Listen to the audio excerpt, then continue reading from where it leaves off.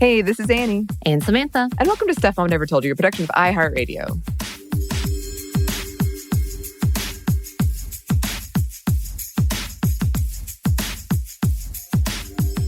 Today, we are once again joined by our friend and coworker, Bridget Todd. Thank you so much for being here, Bridget. It's always a delight. Yay. Always a delight for me. I'm so happy to be back. Yes. And we were talking before this about how important the topic that you brought to us today is and how much we've been wanting to talk about it. And because I can't help myself, I immediately thought about there's a new genre of horror movies about this very thing.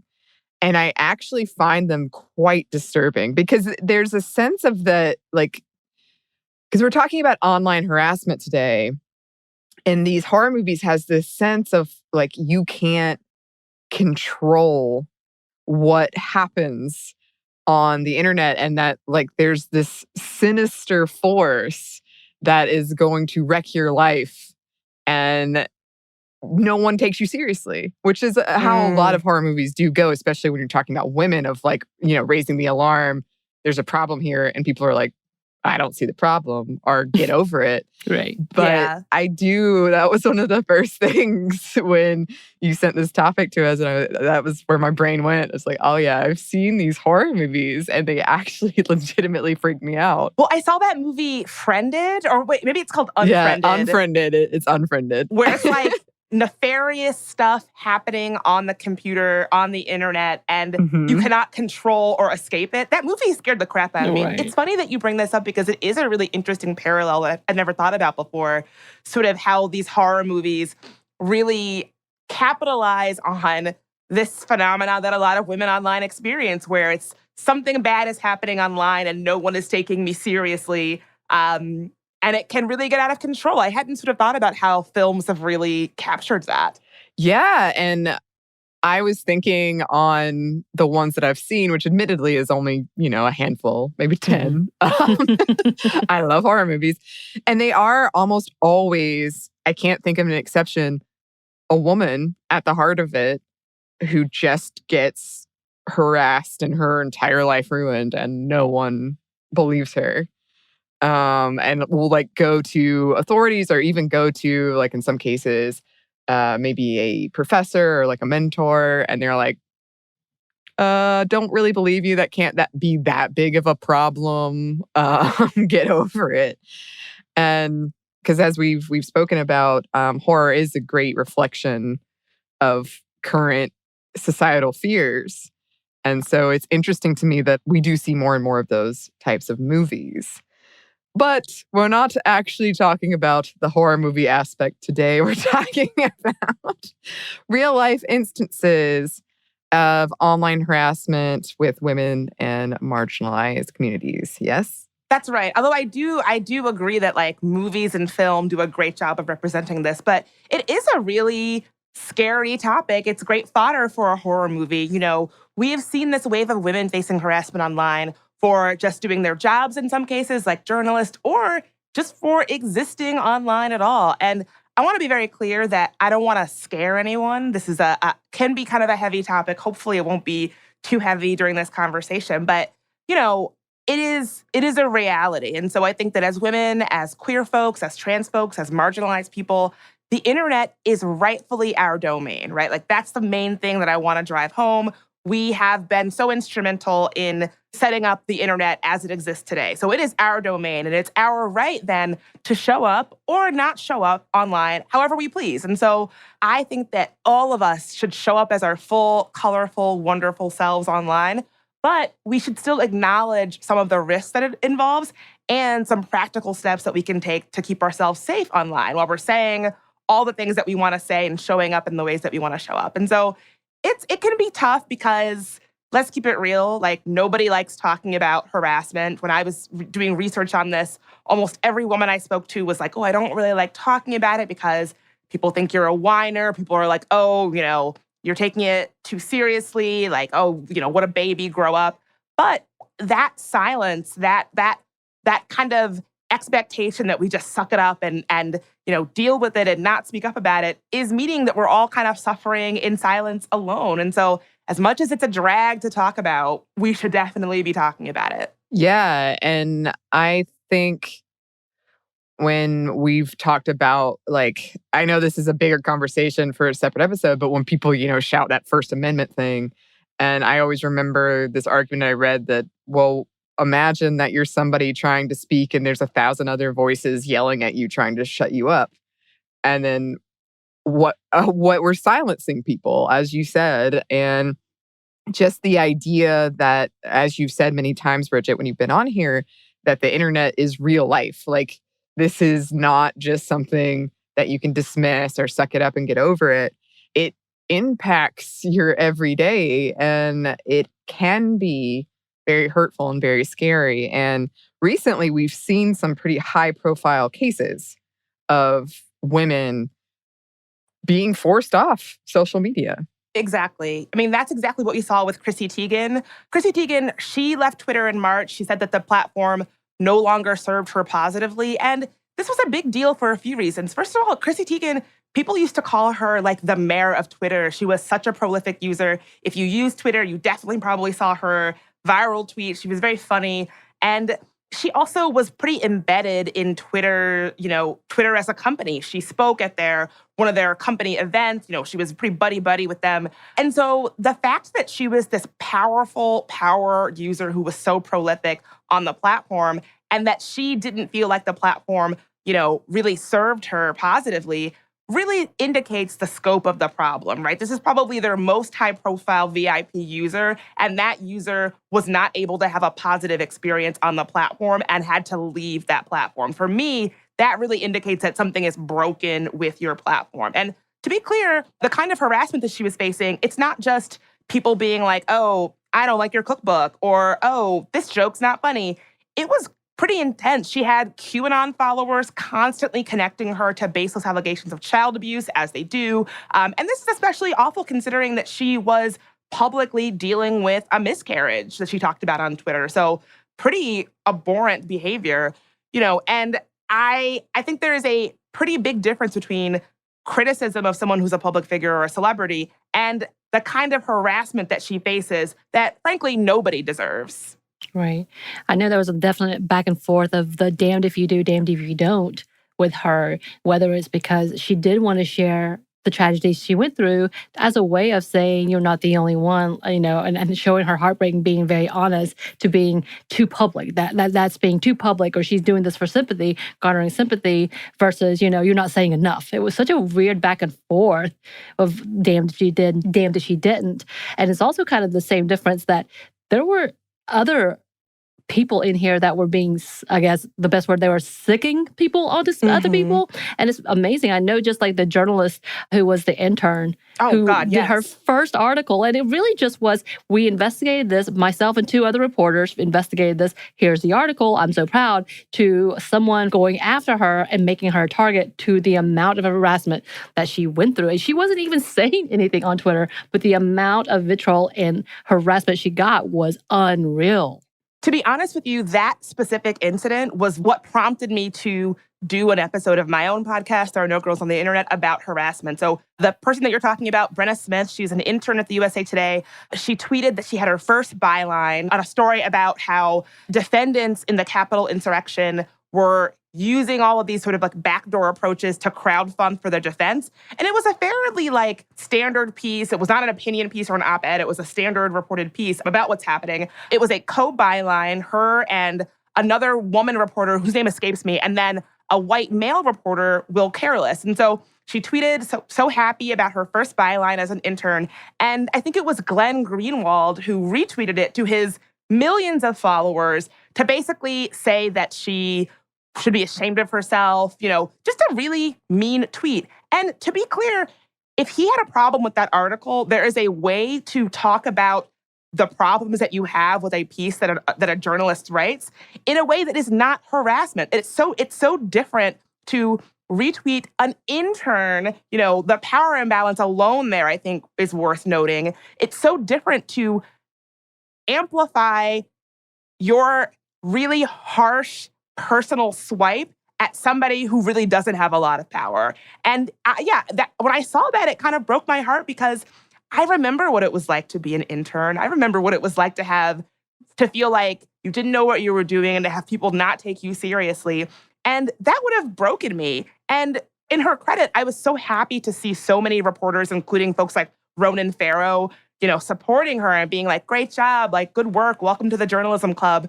Because it would have really, really hurt me if a high-profile reporter with a big platform amplified this kind of attack against me because they didn't like something that I wrote. And so I'm so glad that you brought that up because that was I don't know why, but that incident really stuck with me and really just made me want to talk about harassment and sort of point out all of the things that women online are putting up with that we just shouldn't have to. We shouldn't have to put up with this to do our jobs. Right. It definitely spoke to the fact that they weren't criticizing her work. They just were coming after her. Half the people had no idea why they were mad other than, oh, you're calling us who were in support of the insurrection, which, by the way, yeah, we should be criticizing you. A. B.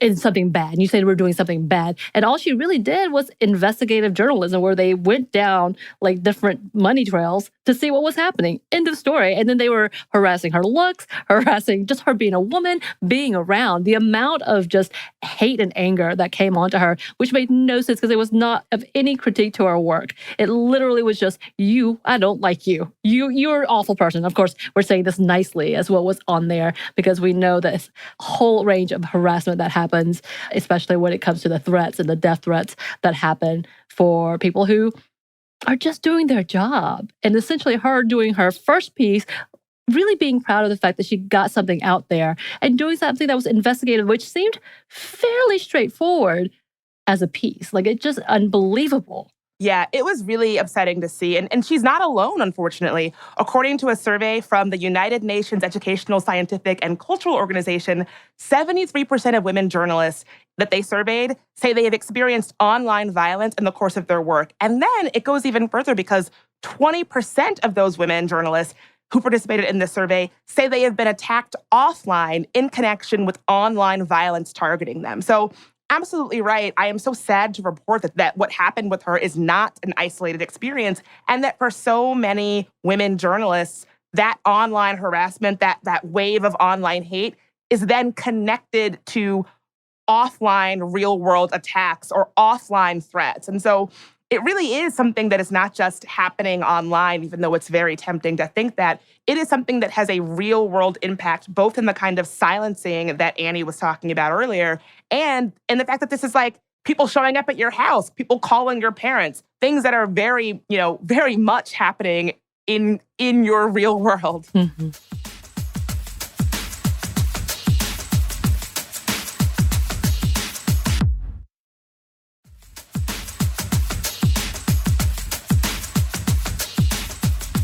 I know I've spoken about this before on the show, but when I was a producer on this show, I got doxxed and I didn't have a big presence online. And also, like, it wasn't really advertised that I was on as part of the show. And I just remember it being so shocking and feeling like, well, how did they find me? And it was very, very scary. And we had to hire security at our company. We had to put these systems like software in place. And being like the source of that just made me feel really small. And it was what blows my mind. And this shouldn't matter at all, but it does to me, that it was a really, to me, not super controversial topic of the things we've discussed on this show. Like, really not. It was making fun of that like hot, crazy Matrix video.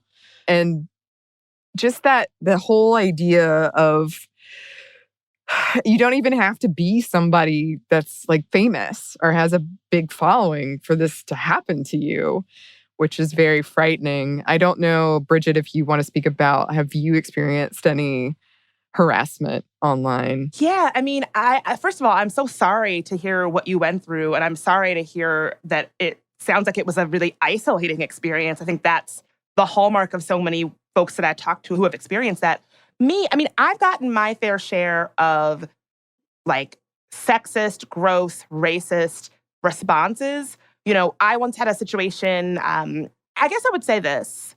At the beginning of the Trump administration and like in the Trump campaign, I guess the Trump era, I felt like online discourse had gotten a lot more heated. And so I noticed, more people in my mentions saying racist things or using racial slurs and that kind of thing. Only once in my life has harassment ever gotten to the point where I needed to involve like authorities. And this was kind of like you. This was when I was first starting out in my career. I was not someone who had any kind of big public profile. I think I had like I think I was on Twitter and had maybe a couple handful of followers. I don't think I had Instagram. I was not someone who was like a public figure at all. And similar to you, the thing that I was writing about was fairly mild. I remember very clearly it was this woman, Anita Sarkeesian, who at the time was making this video series about tropes in video games. And so Lord knows she gets a whole hell of a lot of harassment that she does not deserve. And it is wild to hear what happens to her. But I was just giving a pretty fact-based like aggregation of one of her videos. So it wasn't even like I was like, Anita Sarkeesian wrote this thing and it was so great and I really agreed. It was just like, here's what she says. And from that, somebody reached out to me and basically indicated that they knew where I lived. And I don't want to say too much, but the way that they were framed it, I was like, oh, this person actually somehow does know where I live. Like he used such specific language to talk about where I used to live that like it occurred to me that he did know where I lived. And again, it was one of those things where I thought, how could anyone find this out about me? Why would anyone find this out about me? I'm such a nobody. But that is so important for folks to understand.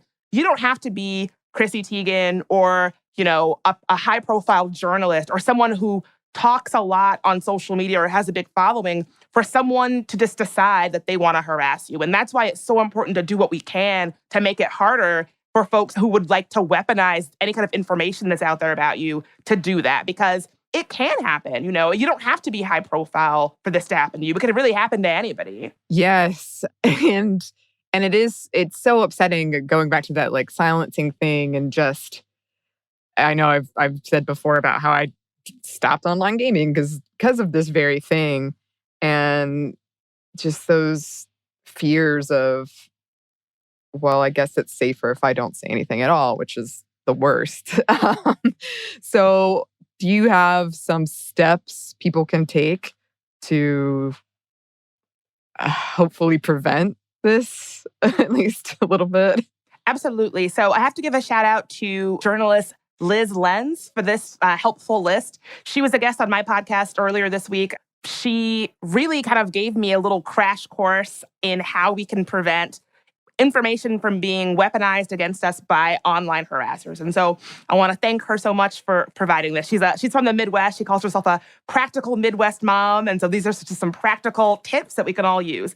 So the first one that she said was to be really choosy about what you decide to post on social media, specifically Instagram. Liz herself is a single mom, and she says that she never posts pictures of her kids on Instagram because she doesn't want their faces to be too familiar or too recognizable to people who would, want to harass her.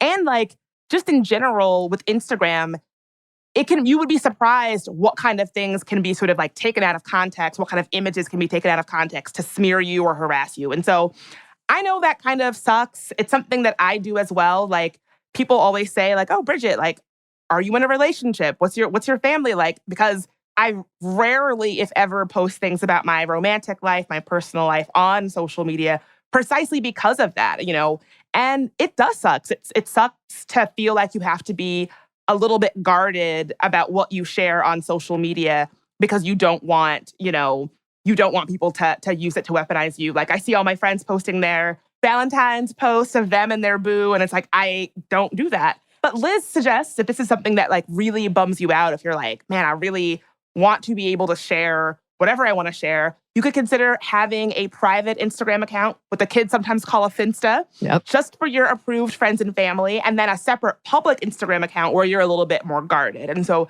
that's just a way if you really feel compelled to share things, but you don't want them to be going to a wide audience, that's one thing that you can do. Another is something that I had never heard of, which was signing up for a service called Delete Me, or some kind of other service that scrubs your information from the web. And so, as I said earlier, and as you said, Anney, like, I was really surprised that someone online was able to zero in on where I lived. And I spent a lot of time thinking, like, how could that be? How could someone have my address? Like, how is this happening to me? Well, I did not know this, but there are sites online that collect and sell your personal data. And if you sign up for a site like Delete Me or some kind of other similar site that scrubs your data from the internet, that will make it a lot harder for folks to find your personal information. And Liz actually says that the most times when harassers are able to find their target's personal information, like their address or their phone number, it's because of those kinds of sites that are just selling your personal information to whoever is willing to pay for it. And so, this is not a commercial for Delete Me. They have not paid me in any way, but literally after talking to Liz, I signed up for it and I found 35 different sites that were selling my address, my current address where I currently am sitting right now online, but not anymore. So sign up for something like that.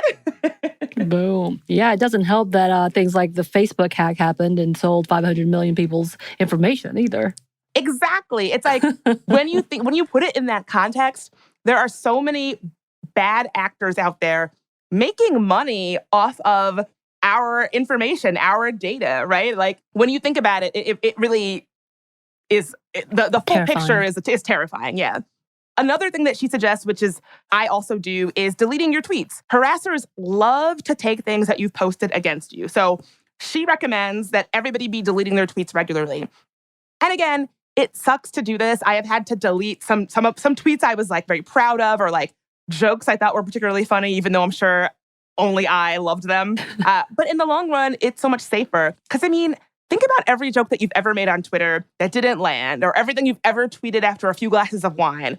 And now think about that being on Twitter forever, that anybody who is inclined to can go back and dig and find and scrape and find that joke you made after 4 glasses of wine that you regret, right? And so for Liz, she is this writer who writes a lot about politics and extremism, so she's often harassed. The thing that comes up with her a lot is this joke that she made after just a few drinks out with friends about online dating, where she tweeted, "A man on Tinder unmatched with me after I told him I'm a journalist. What's he hiding?"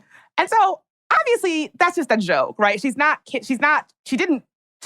just a joke that she made, about her experiences dating as an online journalist. But to this day, people who are harassing her have screenshotted that joke. It's many years old now, and they use it to fraudulently claim or falsely claim that she doxed an innocent man because he wouldn't date her. This was a joke. She says that people still ask her, like, "Did you dox an innocent man?" And she's like, "No, I was just kidding around on Twitter. Like, come on."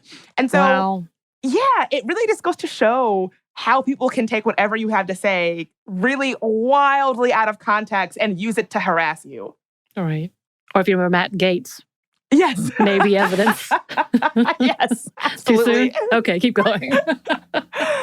So you can go to tweetdelete.net. It is a free service that you can use to regularly delete your tweets without you even having to do anything. And I really recommend it because, again, it makes it so that you don't have these because you just don't know what thing someone's going to use to take out of context to harass you. Like, I'm sure that when Liz made that joke, she wasn't thinking that years later, people would still use it to falsely claim that she's doxing people who don't want to date her. So it can just be a good way to give you that peace of mind where it will make it a little bit harder for folks to find information out there about you to then use to harass you. Yeah, when you said that tweet, it seems such a straightforward joke. I wouldn't have thought of how to use that as a way of against her. But yeah, now that you say it, I'm like, okay, which is dumb.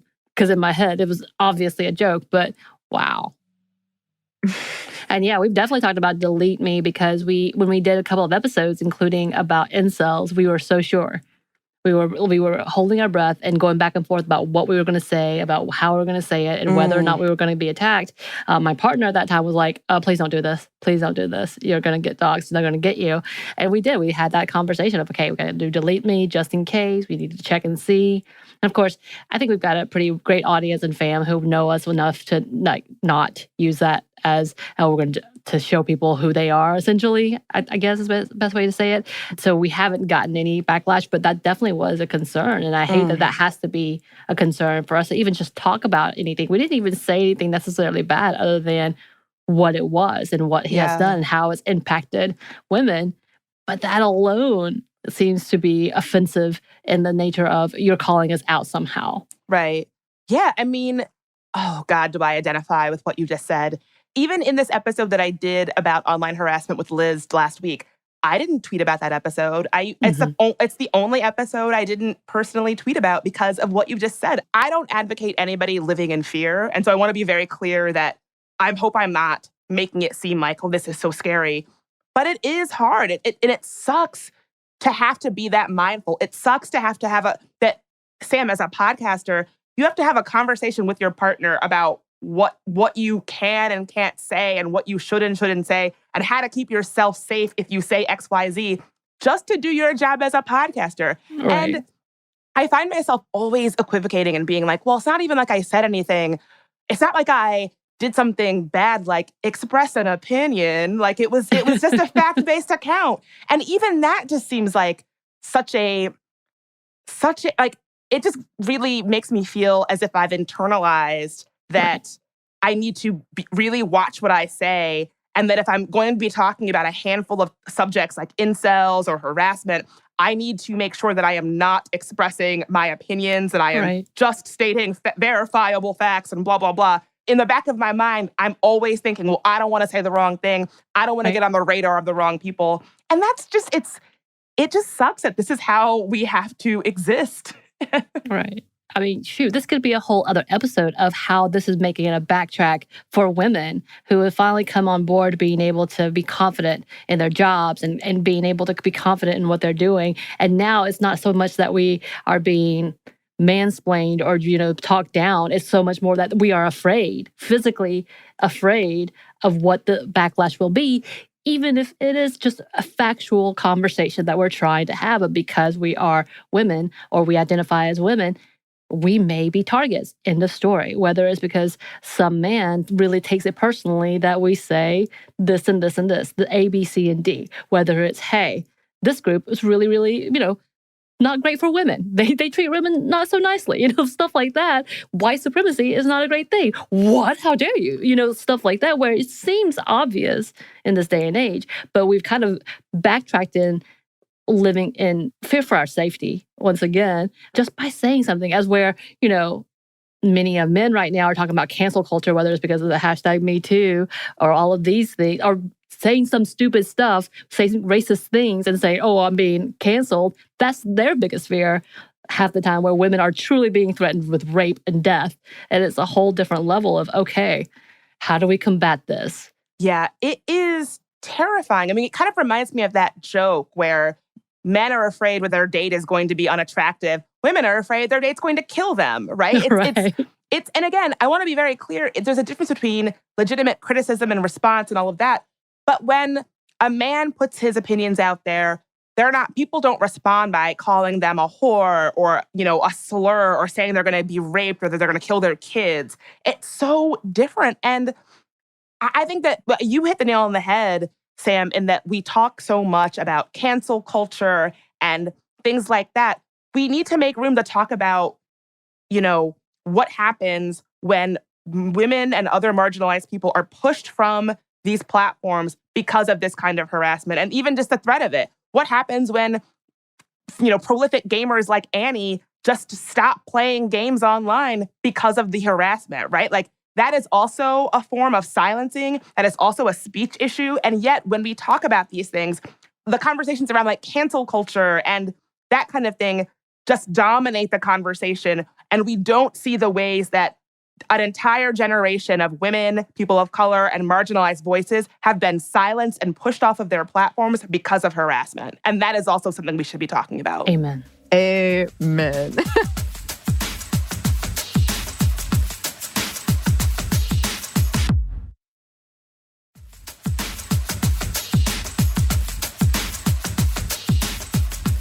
With all of these big platforms, maybe I'm wrong, but there seems to be no protection. We've talked about the fact that Facebook already is now under a new foundation of accusations of the fact that they had millions of people's information have been hacked. And this is not the first time that's happened to them.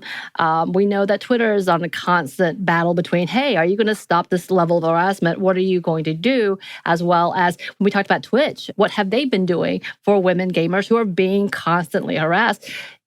Is there not something more that they can do, or is it just literally a free-for-all? So I'm glad that you asked this.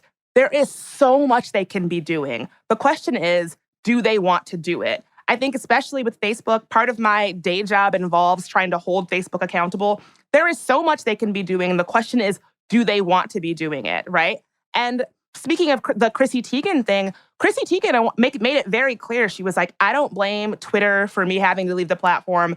Their Twitter staffers worked with her team to try to help her deal with the harassment that she faced regularly. And I'm sure they did. Chrissy Teigen is wealthy. She's well-connected. She's married to John Legend. She is an A-lister.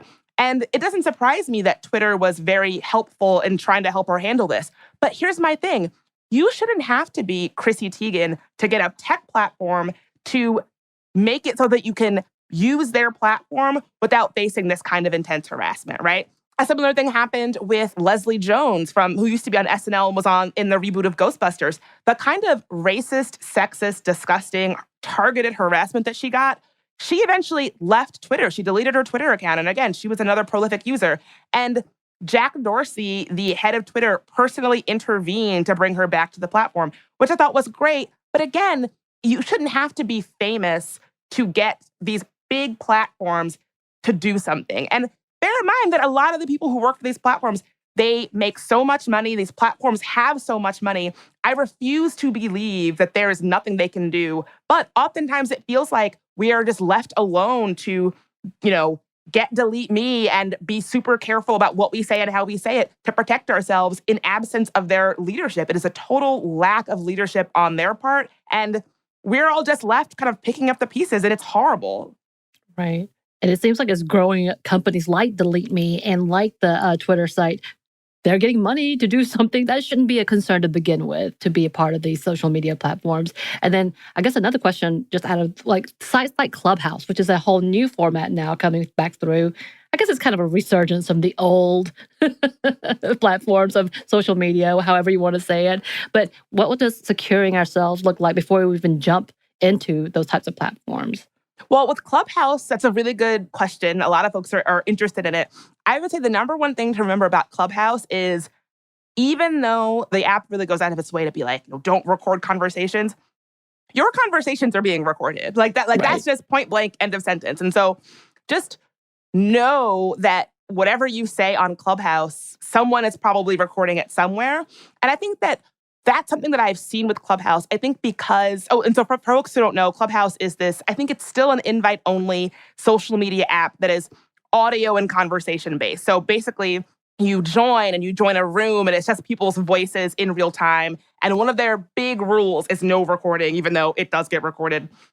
And so I think because of the ephemeral nature of an app where the interactions you have are just voice, I think that it can incite people to say wilder stuff and to behave worse than they would in a written medium where there's going to be some record of it. And, I've seen, if I'm being honest, I was in a Clubhouse room with a A-list celebrity. I'm not going to say her name, but she's someone who you might know, where she was part of a harassment campaign against a doctor for giving information about COVID, right? And it was, when I watched it, part of me was like, I cannot even believe what I am listening to right now. Right. And I think the only reason why that happens is because people, they feel bolder or emboldened to behave like that because it's Clubhouse. And I think the vibe is like, oh, you can sort of get wild in these rooms late at night and there's no paper trail of it. But right. I think, what it comes down to for me is that on any kind of social media app or really anything online, there needs to be very clear policies around what is tolerated and what's not tolerated. Otherwise, stuff just gets wild. And it's just the wild, wild west. And people are being harassed and bullied and mis and disinformation is spreading. And it can really be a free-for-all. So if there's one thing I know about technology is that if you don't have from the onset very clear and specific and explicit policies around this kind of thing, people will just do whatever and it'll be out of your control. If you don't say right out of the gate, no white supremacists allowed, white supremacists will find it. And they did. But I found it interesting because in your case specifically, I don't have Clubhouse. It's an iPhone thing. And we've talked before, I don't have iPhone. And so therefore I can't get an invite. I don't feel sad, but sad at the same time. But the fact is that actually bled into Twitter. And I know exactly what you're talking about. And I know the level of harassment that the doctor went through because of that. And no one took responsibility because they literally it was a social media platform that no one really takes seriously. And yet people did. And so those who allowed for that kind of harassment to happen never acknowledged it as being a problem, which is, again, the problem. Exactly. And Clubhouse, it's not accessible for people who don't use iPhones. It's also not accessible just in general. There's no for an app that is being used by so many tech and Silicon Valley influencers, there's no captioning for folks who need captions. It's wild to me that an app that is so not accessible is such a big part of the conversation right now. Right. I know. I saw Instagram is trying to do something similar to it. Oh yeah, I'm sure. I think Twitter has spaces now. It's going to become the new vibe. I feel that a lot of platforms are trying to adopt because that's how things are with tech. Right. That's an interesting point because a lot of what we've been talking about is how the onus is on women and marginalized people to sort of put up with or deal with harassment that is almost expected. And when these new apps or social media platforms come out, I remember when Snapchat came out and people joked about how it was like dick roulette. And that was just the thing. And and it's wild to me, we've talked before about how women do face things like revenge porn or being your image manipulated and passed on and then sent to your family or sent everywhere and having that sort of gendered aspect to this. And then also, I think it's changed, but for a while, Xbox Live had this whole thing of how to deal with harassment online. And, it had a couple bullet points, but the final bullet point was, if it gets too bad, leave. And it's I mean, think about that. Their official guidance was, if you can't take the heat, get out of the kitchen. That really tells you all you need to know about where they put the onus and the burden and the responsibility. Certainly not the people who are paid very handsomely to develop Xbox Live platforms. No. If you don't like it, you can just leave. That should not be what we're telling a generation of people who want to show up and use their voices and take up space online. No. And to the fact that social media has become so huge that if you're not a part of it, there are big aspects of job requirements that you're going to miss out on. Just the fact that you have to be savvy with some of these platforms and the fact that, you can't take it because you're a woman, maybe you shouldn't do this job, is kind of that push and pull, which is kind of this is absurd. But I did want to ask, because I'm not sure, we've talked about a few examples of people being harassed. Have we seen examples where they kind of came up on top, even through all of that harassment? Or maybe where a platform actually did something good outside of Leslie Jones? Yeah, I mean, I think that Leslie Jones is a good example. I can't think of a time where someone was harassed and they sort of had the last laugh. But I will say this, in that a lot of situations that you're seeing right now where particularly women journalists are being harassed, the thing that gives me a lot of hope is I think that we're seeing a community come together to be like, that is not cool. And for me, that really illustrates a kind of culture shift, because I think a few years ago that wouldn't have happened. So folks like Rachel Abrams at the New York Times, she did this critical report on the far right, conspiracy peddling cable news network, One America News. And after she did that report, they put her personal phone number and email address, her personal cell phone number and email address on television and encouraged their viewers, many of whom are, to say, fringe types, to reach out to her. They said, we encourage our viewers to stand up to the intimidation by the left and feel free to reach out to this Times writer.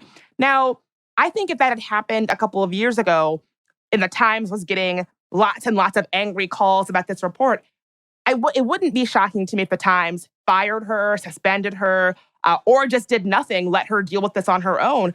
But the Times put out a statement supporting her and calling out what happened. And so I think that when we see these cases of outlets and institutions sticking up for their reporters who are the targets of this kind of harassment, and communities, it's like regular people online being like, this isn't cool, we see what's happening, this is harassment, and you should be ashamed of yourself. I think that's the only thing I can say is kind of people who are the targets of this kind of harassment getting through it. It really does take a community and institutional response that is a united front. And I also just wanted to say something, Sam, you brought up the idea that when companies like Xbox are just like, oh, well, you should just get off these platforms if it gets too bad. I wish I could get off Twitter, right? If I were wealthy, I would never be on Twitter arguing with people come on, the thing that keeps me there is that the sad reality is for a lot of the kind of work that I do and a lot of people that I know do, you need to have a social media presence, right? I once had a conversation with someone because I wanted to write a book. And the first thing they asked me was, how many Twitter followers do you have? And I think it's especially hard for folks who are otherwise marginalized or have a harder time getting a platform because social media can be a way that you can get opportunities that you wouldn't have gotten otherwise. And so it's this real kind of catch-22 of I don't really enjoy being on Twitter anymore, but I feel like I have to be there because I know that it can be kind of validating for my professional work. And I need that validation because, I don't work for the New York Times or work with Harvard or that kind of thing. And so, for a lot of us, we need that validation where we can get it. But I do not enjoy spending time on Twitter a lot of the times. It can be a real unpleasant experience, but it's one that I feel like I unfortunately sometimes need to be there to get that kind of validation. I mean, it's almost like a currency. It is a part of your resume now. That's exactly what I'm saying. It would be great if we weren't so dependent, but it's become such a dependent part of our careers and our livelihoods that it's hard not to. Just like having to have the internet in order to work. The likelihood of you being successful without having that type of connection is not. You're not going to be able to proceed or move on, move forward. And you need to have that type of experience. And you're right. And it is amazing the level of what that blue check mark means. It is this whole validating whether or not because you want it or because you have to have it, but because you need it for your career. Yeah. And to be taken seriously. And it's such an absurd idea, but that's how far we've become involved in the social media world. And that's also why having types of harassment like this needs to be taken seriously, but people don't want to because they don't want to take it seriously. But you can't walk away from that because it's already been established as a part of our world culture. Yeah. And I think back in the early days of our company, I had to respond to every YouTube comment. And I legitimately went to my boss and said, I think this qualifies as sexual harassment. And we had to sit down and talk about the legality of if you're going to make me respond to these comments that are awful, is that legal? And I think that's a conversation we're going to have to continue to have, especially if it's part of your job requirement. And I think that the whole idea, Bridget, that, you find Twitter to be often a terrible experience, that should say something. As someone who developed a platform, if people were telling me I actually really dread your platform, I just feel like you've got to think about that. Oh, yeah. And I want to be clear that I actually believe that, particularly for Twitter, that thing of not enjoying being there, I think that is baked into Twitter's functionality because of the way that the algorithm works. Things that you say that are inflammatory get much more traction than things that you say that are not inflammatory. Things that you say that are untrue get much more traction than things that you say that are true. And I think that Twitter, because of the way that the algorithm works, I think it amplifies inflammatory takes, mean tweets, not even things that maybe qualify as harassment, but things that are yeah, inflammatory, I guess is the only word I can think of for it. And I think when you are on a platform where the content that you're being surfaced most often is content that is inflammatory or highly charged or negative, and then the content that is positive or thoughtful or nuanced you're seeing less of, it's no wonder that so many people report Twitter, not feeling good, And I think especially as we're with COVID and the quarantine, it's like we're on social media so much more and we're all exhausted and stressed and anxious and just like not being our best selves. And I think it is a recipe for it just not being a very good user experience. And it's a user experience that is marked by bad faith criticism and inflammatory comments. And that's how I feel when I'm on Twitter, to be honest with you. It's like I see things that bum me out and it just makes me so sad that is the driving feeling of this kind of discourse. And I remember the days when Twitter used to feel hilarious. Like the early days of Black Twitter, something would happen and we would be laughing about stuff for weeks. It was so much fun. Or when like a bad movie was premiering on Lifetime and we were all going to watch it as a family and make fun of it.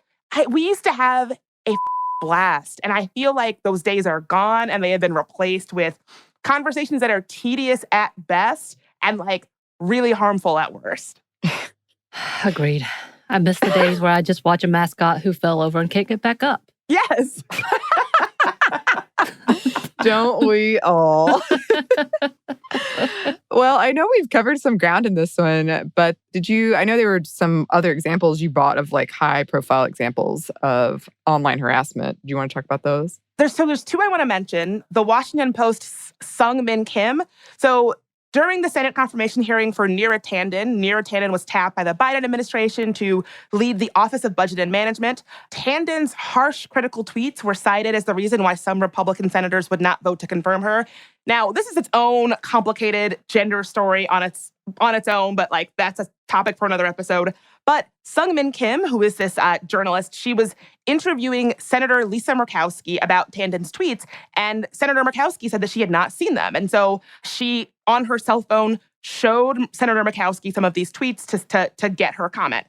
Now, this is a completely standard process for journalists, like nothing unusual or unethical happened, but she was photographed showing Senator Murkowski this tweet, and people make it seem like she had done something unethical or something, something bad. And she was like really harshly harassed for this. And I have to say, the people who were doing a lot of the harassing were folks on the left, folks who were like, oh, like you're getting in the way of Biden having his person confirmed. How dare you? And so it was pretty harsh to see that.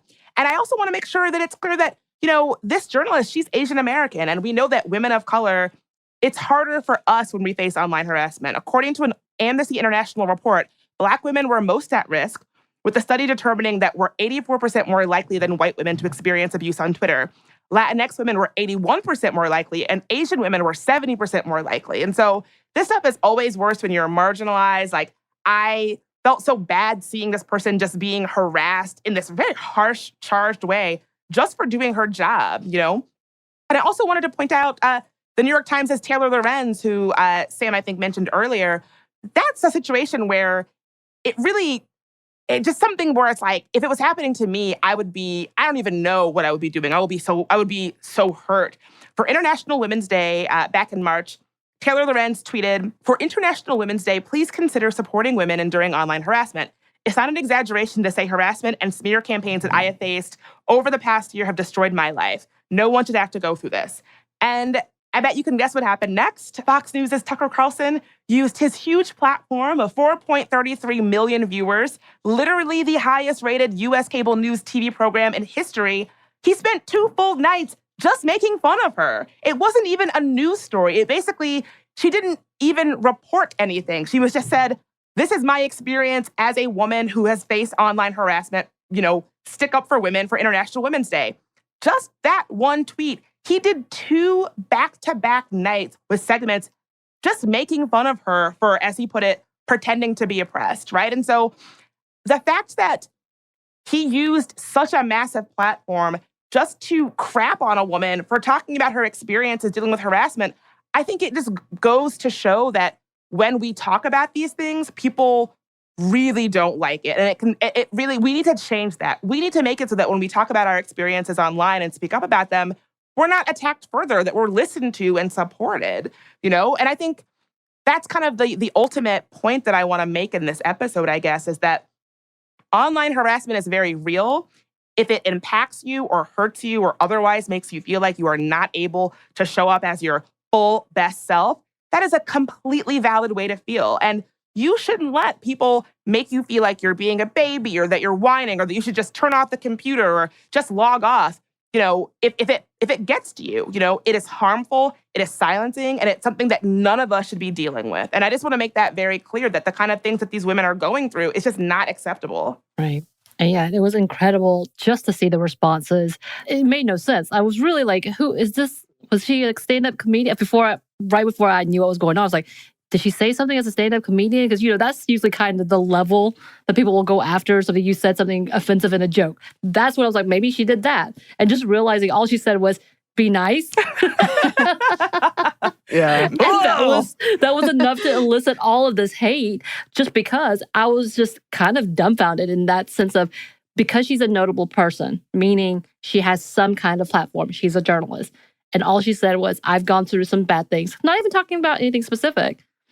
And then please be nice.